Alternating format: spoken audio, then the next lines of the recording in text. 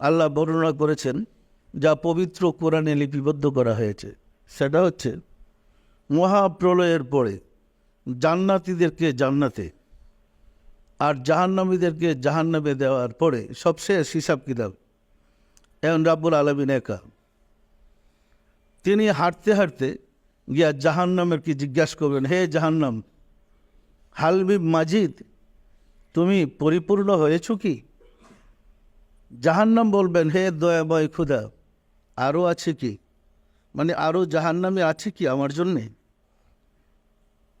রাব্বুল আলামিন আর কাকে দিবে জাহান্নামে? যাদেরকে জাহান্নামে দেওয়ার প্রয়োজন, দেওয়া তো শেষ। তখন রাব্বুল আলামিন নিজেই জাহান্নামের ভিতরে তার ডাইন কদম ঢুকিয়ে দেবেন।